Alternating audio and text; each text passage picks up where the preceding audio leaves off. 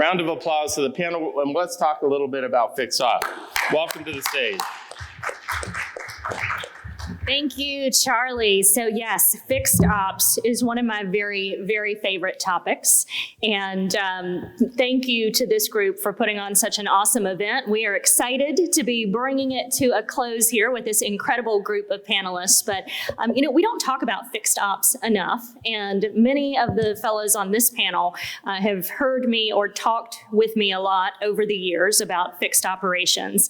This is one of the true gold mines of any dealership, group, organization, but it's one of the places that is becoming more important every single day in our business as we see more and more margin compression on the front end and the back end.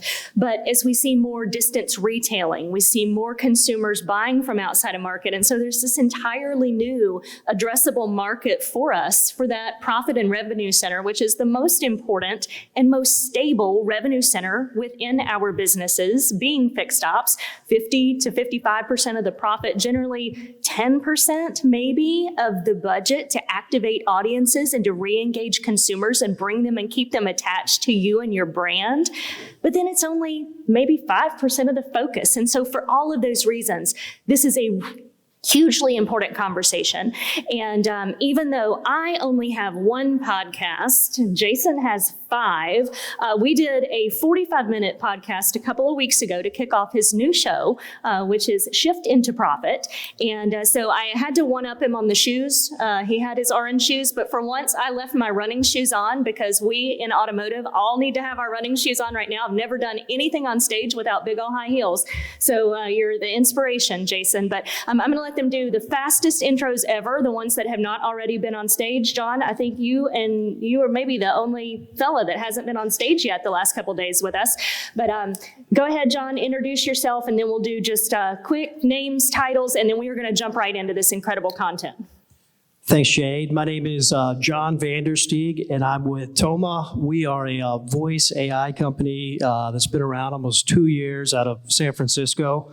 I spent my career on the dealership side, and about 2 years ago, I was the general manager of a store, and one of the biggest complaints I kept getting was, people trying to reach the service department to book an appointment. And it was something I couldn't, find a solution, tried. I hired some additional support, was still having the problem. And then just randomly came across these two guys starting Toma. And at the time they were working on healthcare and fintech and kind of curious about our business. And so they had recently gone on a road trip to a dealer in Oklahoma, spent some time there, then came to Mississippi and helped get it set up for me. And I since launched it in another store, and I saw it work, and so I made the move in July to come tell dealers that we've got a solution to help with those phones. So excited to be here. Awesome. So Gray, give us quick intro in this AI voice activation space. Yeah, so Gray Scott, VP of Marketing at Ultimate Toys, but a background in franchise retail my entire career and heavy on the fixed ops side. So Jason, to you, why fixed ops? Why is this such an important conversation? For me right now, it's such an important conversation because we need to start looking at creating loyal customers and not retention. The current stats out there right now is that over 40 to 60%, between 40 and 60% of customers after the warranty expire leaves and no longer service with us. That's insane. I mean, we're just literally hemorrhaging business and we're doing absolutely nothing about it. Yeah, and as more pieces of the transaction itself, the consumer journey to purchase, are being done online, your fixed ops people, your fixed ops AI agents, these are the high touch opportunities to keep your brand in front of consumers to not only win their business today, but that's where your referral, their friend, their neighbor, their family member, those are coming from these really high touch opportunities where you can create consistency in the experience through AI that we have never been able to capture before. And Kevin, you've spent a lot of time across a lot of dealerships, across a lot of different brands. but what are the biggest challenges that you have seen in the past with real people answering and handling and facilitating or trying to the 60% of, let's say, phone calls that actually get answered for people calling into the stores? Well, I actually want to answer two questions. The reason why, from a marketing perspective, fixed ops usually gets neglected is they tell you, well, the service lanes are full. We're booked out 2 weeks, so why spend money to market? That's just the blunt reality of it. One of the things we did when we started with our CDP was your scheduled service page gets an amazing amount of traffic, but why are we all so miserable at getting them to actually book? And we leveraged our data to find it was all happening at the same pinch points when they actually selected the day and the time. And so first, shame on us, because a big part of that problem was they wouldn't open up the schedule later in the afternoon, Saturdays, et cetera. But the bigger issue is when we see them calling and then they abandon. And so we were able to leverage the AI and the telephony. You can see it's primarily two things: bad phone tree experience. So we have multiple auto malls, and if you got 8 brands, you can imagine how long that phone tree goes. And then the other part is they just didn't pick up in service. You literally see them call service 5 times, call sales, get live transfer, drop off. So we were finding those points with data and AI to go out and address and try and make them better. So I spoke with Jade earlier, and I'm going to tell you what we're trying to do we haven't been able to achieve yet. If somebody gets so far in a scheduled service page, they do everything, and they drop off at that point, and they just abandon, I'm like, why can't we feed that data real time from our CDP, send it to an external BDC, and let them call within 5 minutes to try and salvage the customer? But part of everything I'm doing today is trying to be very transparent. Every time we do this, to include with X time in Cox's case, it's the same answer. We've never done this before. And so it takes a lot of time and persistence to build those things out. We're still working on doing that. Gray, you're doing a lot in the consumer workflow area related to AI and changing the consumer experience. What are you seeing in the differences in consumer perception, consumer satisfaction with talking to an AI agent today versus even a year or two ago? Yeah, so look, I'm going to take it even further back to when I had the 25 stores out of California. And I think, right after the pandemic is when voice just barely hit our market, right? So it was way before Toma's time, and legacy players that still exist today may not know, not as loud as they were. The adoption for consumers was relatively low, a lot of zeros, a lot of touch prompts to get to the live human. But over time, if you call a credit card company, an insurance company, even some doctor's offices, depending on the system, you're presented with an AI solution immediately right up front. So what I'm finding is that the adoption and the acceptance of the consumer body today is more accepting of AI in any capacity and a voice perspective than it was even just 2 or 3 years ago before Toma came around. And I'd be curious through this conversation too, having done such heavy work and heavy lifting with the legacy players, some of the differences that Toma brought to the table, right, in the last couple of years when it comes to that voice AI response. Absolutely. Yeah, what you said spot on. I mean, just the other day, I saw a post on X about, someone had called a service company, had an AI, book this whole process, and it went viral. And, just seeing that, I've started off at, selling to a lot of dealers in the Northeast. And I mean, the customers, we've got stores where we're taking 90% of all callers intending to book an appointment. They're just booking it right there. Now, that's a little higher, but I would say the 80-20 rule is, very common what we're seeing in that space because it's just easy to do. Well, yeah, and just again, it's kind of forefront. It's almost like you prefer to do it now. When it's good AI, it's got to be clean, it's got to be smooth, and it's got to be, it's just got to be smooth. Period. Yeah. I mean, the worst is when they say, "Please repeat yourself," or I can't help you," or you hit 0 and you're told that that's not an acceptable prompt. Absolutely. We say we cannot be overly rigid and really meet the customer. It's like, if you called American Airlines a few years ago and you said it was your birthday on one of those things, it doesn't acknowledge that. But, if you say anything random to us, we're going to be funny or show empathy, make a big deal, but then bring them back. But yes, we found that really important for adoption. Yeah, it's huge. Yeah, I want to talk workflows and conversion. Jason, you're in dealerships every week. You travel the country and keep those running shoes on as often as I do these days. What are you seeing that's working, and then what are the big challenges for adoption? Well, I think the strategy, that's the first thing they need is a strategy. A lot of the times, when it looks to fixed ops operations as far as communication and ongoing customer management, it's just kind of like, well, we do this, we do that. There aren't a whole lot of clearly defined objectives. And, my big push right now is I want to see loyal customers. I'll give you a quick example of that. I currently have a Nissan Armada. If you look at the data at the Nissan dealership I go to, they would consider me to be a loyal customer. Why? Because it's been in service 9 times for warranty issues. But that doesn't mean that I'm a loyal customer. They retain me because I'm in warranty. I'll tell you right now, that minute that warranty is done, there's not a chance in the world will I go back to that dealership. So the data is incorrect. The North Star for a dealership needs to be creating loyal customers. We talk a lot about on the variable side of all the competition that is out there, and we don't seem to talk about the competition that's on the fixed ops side. A lot of dealerships think that, hey, it's the other Nissan dealership down the road that I'm in competition with. Well, not on the fixed ops side. I think the recent stat I saw is that every dealership out there has 16 non-franchise entities going after that business. The Jiffy Lubes, the Midases, the Joe's Auto Shops. Like, we need to keep loyalty at the North Star of all of what we do. And that's making decisions around communications, how we're using the telephone, how we're using text message.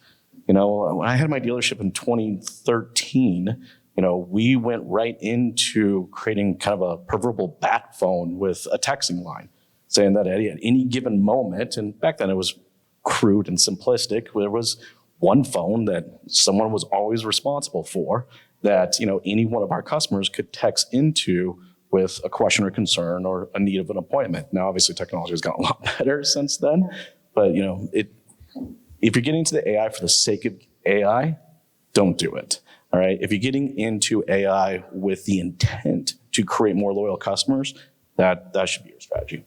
Yeah, let's stay on intent for just a minute. So, Kevin, to you, as roles within the store need to evolve, and you're finding efficiencies. I asked you before we came up here, is there a dollar amount that you can quantify yet on the fixed ops side? And you said, we're not quite to a dollar amount yet. I asked John the same question earlier, and he said, nope, not quite there yet.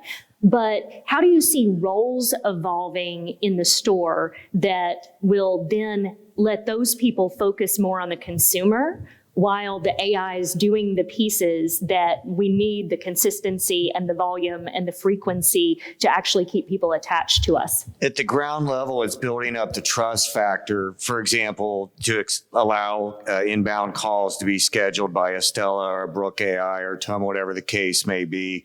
So they're standoffish and they're going to push and resist because it's a change to them. But I want to flip to the other side, because I think the biggest mistake we make in automotive so many times is we fail to give our customers enough credit. We treat them like they have no idea what's going on in the world. Every year we do a user experience study. We bring in people of all different ages, backgrounds. We put them in our studio. We ask them a series of questions. And last year we focused on AI. And so a lot of the questions were like, do you realize you're actually speaking with AI, engaging with AI? And what percentage of people do you think realize that? It's like 90% plus. And the next question was, are you okay with that? And the answer was, absolutely. As long as it gives me an accurate answer and it's quick, it's great. But then now let's go back full circle to the service department about these roles. People hate that. There's no way they want to do it. I'm like, yes, you're probably doing it every day. Grace, you're spot on. They're already doing it when they're calling a credit card, they're calling Chase, and I'm sure every one of you in here are doing it as well. So our biggest battle is recreating these roles to get them the trust in the tools to make their life easier so they can focus on other things. Yeah, go Gray.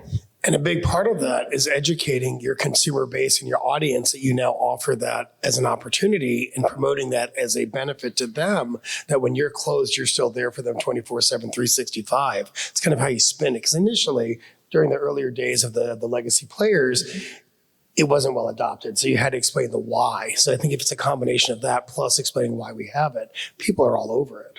Yeah, I think too, not only is fixed ops so important, but it's one of the places where nobody in the dealership is begging like, hey, can I please be the person to call every declined service? Can I please be the person to go through recommended OEM maintenance schedules and recall schedules and be the person that's calling every single minute of every single day to get people back in here to us because we have a special going on right now. Like, this is actually a space where you can start moving into AI and taking those first steps without actually hurting somebody or having to have this big culture shift within your organization. And John, we talked about that a little bit earlier. You gave a Walgreens and a Delta example from 2 years ago versus today. So tell us more about what you're seeing with dealership adoption and profitability, even if we can't put a dollar amount on it yet. Absolutely, yeah. One of a lot of dealers are starting off with us where we're kind of in a fallback capacity where we pick up on a third, fifth, sixth type ring situation when no one else is going to answer, and then the after hours. And so that's we've had dealers start, with that placement and then move us up into the very first thing you speak to when you hit, one for service to the actual front of the house where we're, doing the receptionist role. But, it's the first touch point we have with our customers. And, I just think it's so important that, in an ideal world, sure, we would all love, our best advisor answering every phone call, but that's just not a possibility.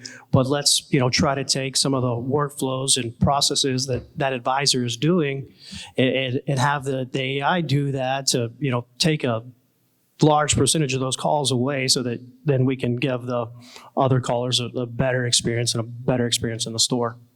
But one thing I want to add as far as on that line, when I think of AI in the fixed ops department, one of the things I kind of go to is why are we waiting for the customer to call us in the first place?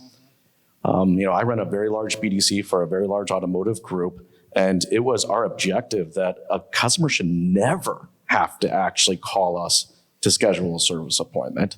I'm seeing too much AI out there right now that is supporting the reactive nature of the customer management portion on the fixed ops side. When AI can 100% be very proactive in doing this. I mean, honestly, I hate when I walk into a service department and I hear nothing but phone calls coming, because really what that's telling me, for everybody out there watching and listening right now, is that you didn't do your job. Okay, the fact that they have to call you to book the service appointment has always been kind of a big red flag for me. So what I'm excited to see as more agentic AI comes into place is understanding the communication way before the customer needs are. And the funny thing is we have the data out there. If anybody's ever bought a used Audi 8-cylinder, right? And any of the 8 cylinders, we all know for a fact at 90,000 miles, you're going to have to do that timing chain. It just is a truth of it all, right? We have the data. We have tons of data and more examples of that. Why are we waiting until the customer calls us and my engine's making that tick, tick, tick, tick, tick, tick, tick, tick, tick, tick, tick, tick sound when it's like we know for a fact that that's going to have to get done. We need to get in front of it right away. So that's where I'm excited. When I think of AI, is having all this different data points out there around how we service the vehicle, what's going on with the vehicle, and getting ahead of that so that my customer doesn't even have to think about reaching out to me. We've already proactively reached out to them to book their appointment or address any potential or predictive issues coming up. Good. So Kevin, let's talk through the wall that has always existed between the service department and the sales department. Now, your organization is an exception because you all do a great job tying together those processes. But are there places where AI in your CRM system, AI in your measurement strategies are driving efficiencies outside of just the voice to the consumer space? We still need to do a way better job because the reality is it's the sales silo is kind of still running independently with its processes, then you just kind of hand off to the fixed ops folks to do their thing. So even when we've been consolidating all this data, we have so much sales data, we typically neglect the fixed ops data. And anybody have UVI in their lanes? Yeah. So we learned that we could actually ingest that data into our CDP. I'm going to tell you straight up, I never even thought about it. And that's a reflection of the type of environment that you're describing. So with what we're trying to do between the ADP and leveraging the AI and that the full life cycles, it's forcing us to look at the process from beginning to end, from sales all the way through the service experience back to sales. And so I would say right now, we're literally working on making that one seamless silo versus two, which is what we have. And I'd venture to imagine most of the other dealers in here do too. Yeah, great. Earlier you said you have done so much research across every player in this space, every capability in this space. When somebody is thinking about moving in this direction, what should they be looking for in a partner? Well, I think the first thing they need to do is look at the team that makes up the company. And there's got to be someone at a leadership level that has automotive operational background experience. I think that is absolutely imperative to, like, the number one thing. Because otherwise you just have a bunch of tech bros that have a cool product in an industry they're unfamiliar with. And there's a lot of learning curve involved in that. Not to say that they can't be successful, but I've seen many companies start off that way and they kind of plateau because during the setup, the implementation, they're hitting all these roadblocks because they don't really understand the business. That's number one. Number two is integrations. So they have to be able to integrate with my tool set or my technologies. And if they don't, they need to at least have some kind of a menu of integrations that I can say, okay, well, I don't use them, but these ones you do. Let me consider that in the future. So I would definitely say leadership, integrations. And the final thing is, because AI is still relatively new and dealers and in our, we don't have a lot of patience, support. What is the support? How fast can you get in touch with me, or how fast can I get in touch with you to solve my problem? And then the very last thing, which is almost as important as support, but product roadmap. So I signed on today. Here's what we're doing today. Where we're going to be tomorrow. And I'll just give you one example. Like, I was thinking about this in this conversation. My other half recently took our Audi in for service for an oil change. MPI comes back. Oh, your brakes are needed and very, very badly needed. Like, you should get them done tomorrow. I said, well, did you get them done? No, I said I was going to talk to you and we'll figure it. Well, that's a declined service. There should be something in the system that triggered a declined service, to then attach some kind of a savings or some kind of a, here's why. Send the text message with the link, call the link, an AI picks up, I schedule the appointment, and it's done. Or it calls me, right? So that would have been like a perfect world. But somehow, how do you create that? If I could build on that for a second. So part of what we're looking to test right now with the marketing actionable platform is it's based on that lifetime value and all the data points on each one of you.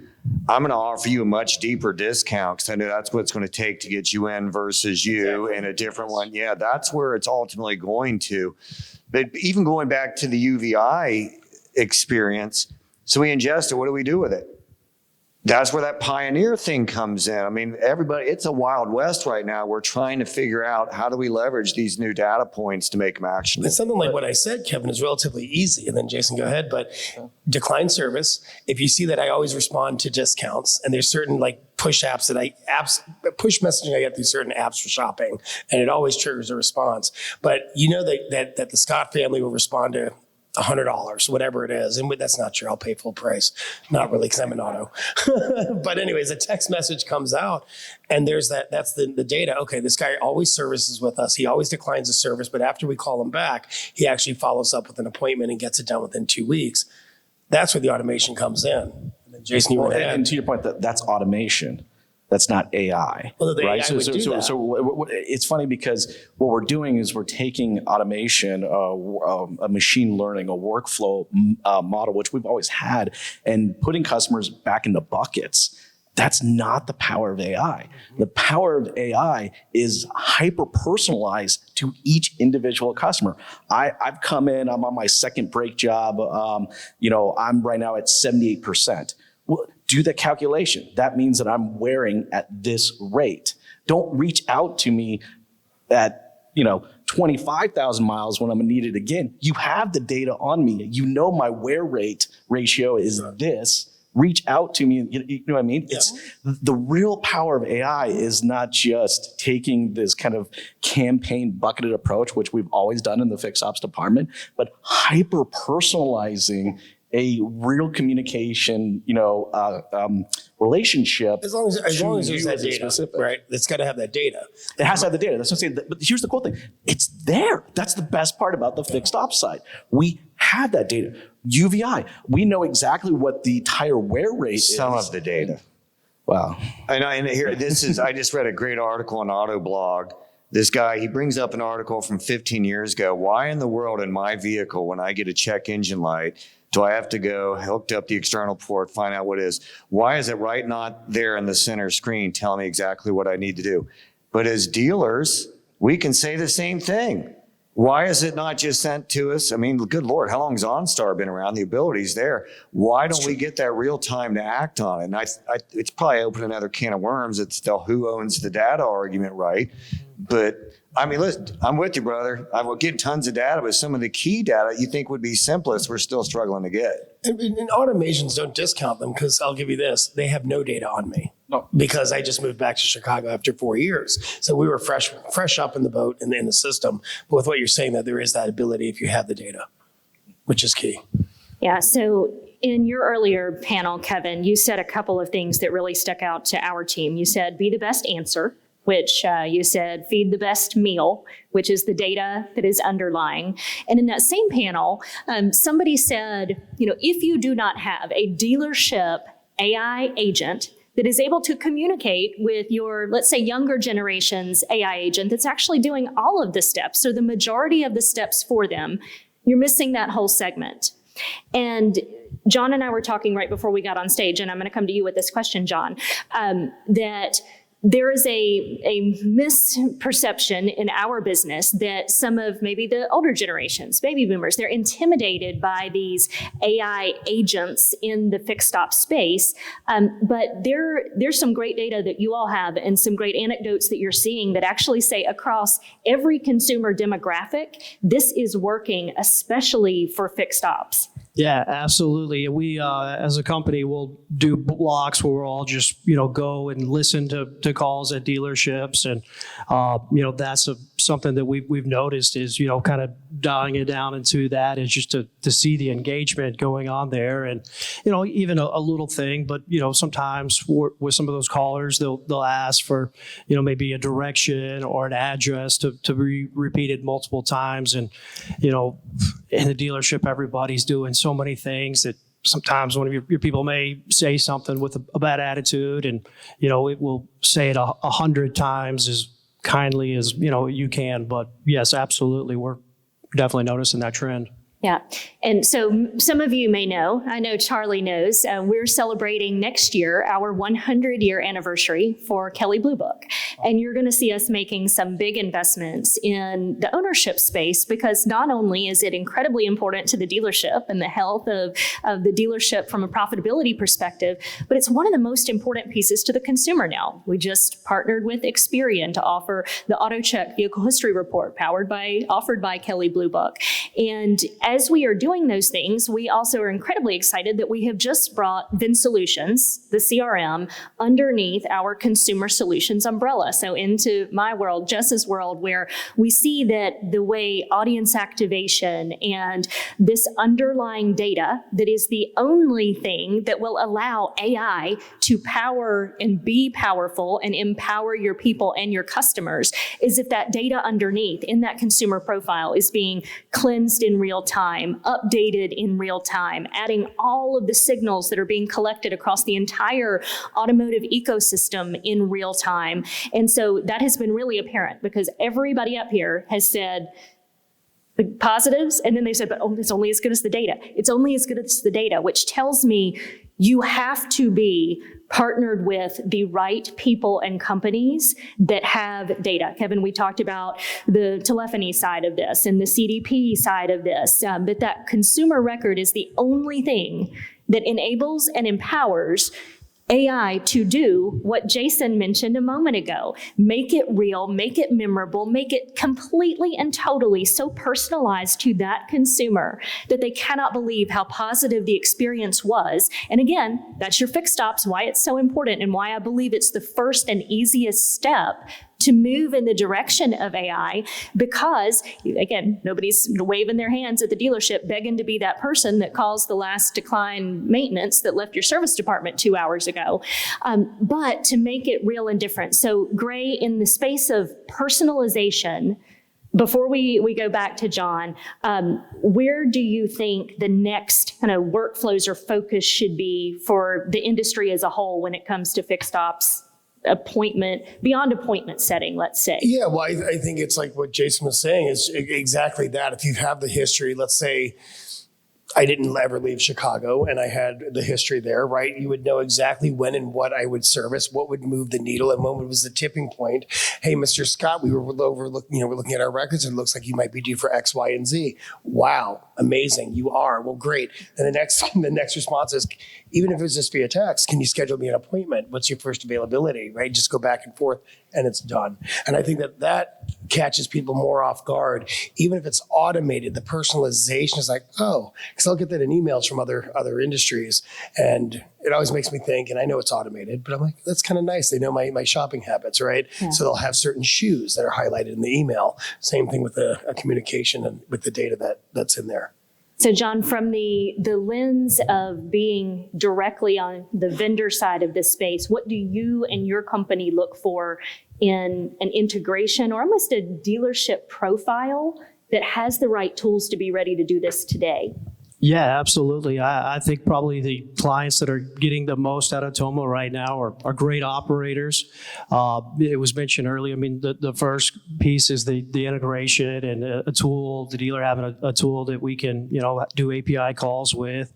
Xtime being one of our favorite integration partners. But, having your scheduler dialed in, your op codes clean, and, because that's what we're going to do. We're going to work off of that scheduler using your opcos just like an advisor would. So, just having that stuff dialed in is key.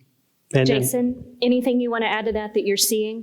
Yeah, and just to kind of also just add to what you were saying, Jade, as far as data goes, on the variable side, right, when a customer inquires, right, their data as far as the PI information they've given, their name, email address, and phone number, is going to be relatively accurate based on the time that they did that.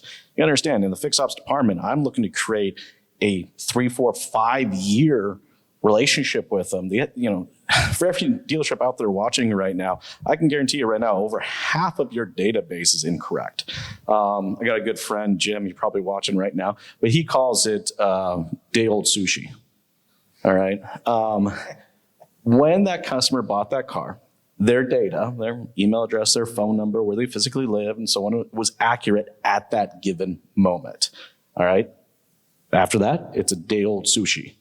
And if we're not investing, especially on the fixed ops side, if we're not investing in ensuring that that data is accurate, but it's also not just the customers. I think what dealers have to understand is that your responsibility is not to the customer, it's actually to the VIN number.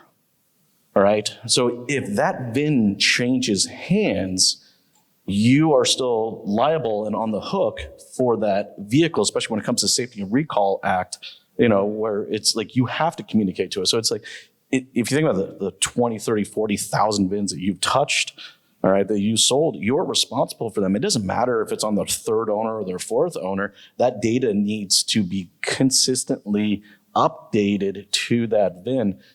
And if you don't have that, then again, you're fighting with one hand behind your back. Yeah. So John, you were mentioning earlier some of the kind of outside the box campaigns, promotions, different types of offers and workflows that I hadn't even thought about in the fixed ops space. Tell us more about that. Yeah, absolutely. We, right now we're doing safety recalls because the FTC has made that clear as day that use AI to initiate contact and get those cars in and those recalls performed. So we had some dealers try it with voice outbound and didn't really see the take rate, but we've been doing it lately with text and seeing very, very strong response rates.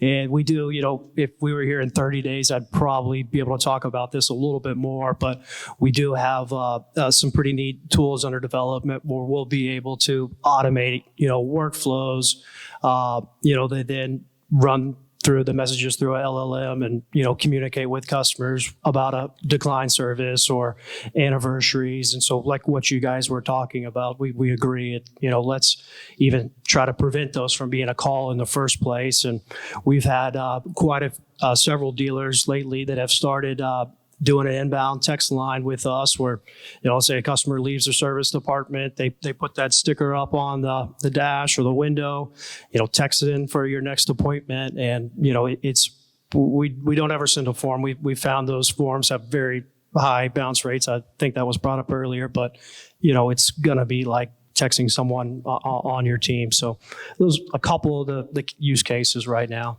Yeah, Jason, I saw your finger pop up a couple times. I know you want to speak to that one.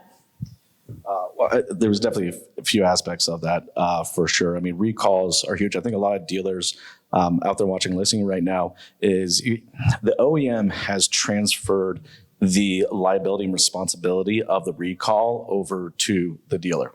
And this also includes vehicles that you've never done a transaction with. And I think dealers may be surprised, and maybe some know and some don't know, but you are not just more welcome, you need to actually reach out to any vehicle in your PMA, regardless if they've done business with you when it comes to a recall. I love how the manufacturer transfer that liability, but as dealers, we're responsible for all my make in my PMA and make sure that those safety recalls have been handled. Yeah, and we talked about that in your Shift into Profit podcast quite in depth. Again, that distance retailing piece becomes a bigger portion of everybody's variable ops sales market share.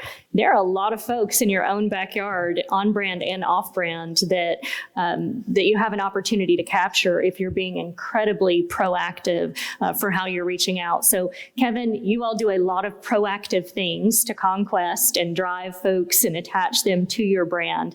Give us an example of maybe a challenge and a success that you've seen taking that approach.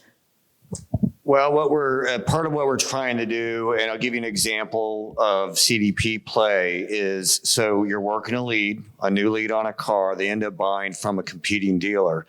When we want to communicate with them immediately. So what we were doing was working with Urban Science once a week, doing a manual response, a survey, why did you buy from us? And then about a month ago, we finally got an API built out with Urban Science. So we can see real time if they bought at a competing dealer, whether it's new or CPO.